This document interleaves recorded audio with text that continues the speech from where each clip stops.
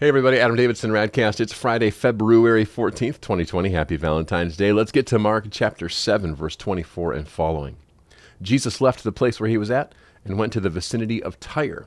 He entered a house and did not want anyone to know it, yet he could not keep his presence secret. In fact, as soon as she heard about him, a woman whose little daughter was possessed by an impure spirit came and fell at Jesus' feet. And that's the word of the Lord.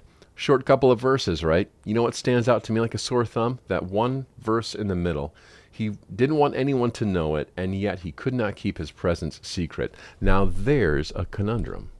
Is there anything that Jesus can't do? It's that whole question of like, can he make a rock so big he could never lift it? How about this one? Can he try to keep his presence secret but get found out anyway? What a strange concept. You know, if you look through the Gospels, Jesus spends a lot of time with crowds. People were drawn to him.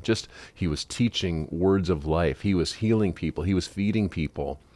He was releasing people from demon possession. He was raising people from the dead. I mean, people would not get away. He has to get out in a boat at one point so that the people on the beach wouldn't push him into the lake and drown him. Not because they want to get rid of him, but because there are so many people, just that huge mob of people. And so Jesus has to intentionally spend time on the fringes, hanging out in secret places, going up to mountains to pray, bringing just his disciples away for a little retreat time. Like, he really balances his time in public and his time in private.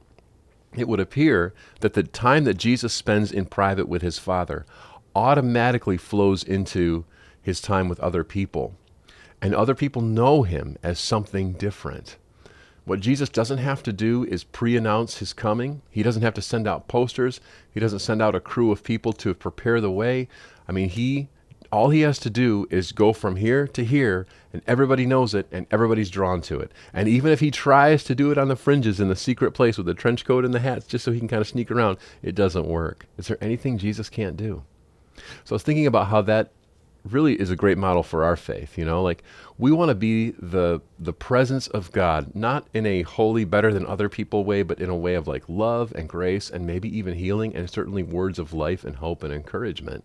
And perhaps even a challenge to the injustice and the status quo of the world, not because of what we have on our desk or because of how we proclaim our faith loudly, but because of simply who we are. People just know there's no secret about her. There's no secret about him. There's something different. They have something different, and I'm drawn to it. That's what it is to have time alone with the Father, like hopefully you're doing every day, so that when you're out in the world and out with your people, they just know. Like, there's no secret about it. They know your faith. They know who you are, that you're a follower of his, not because you flaunted it, but simply because he's in you. That's RadCast. See you Monday.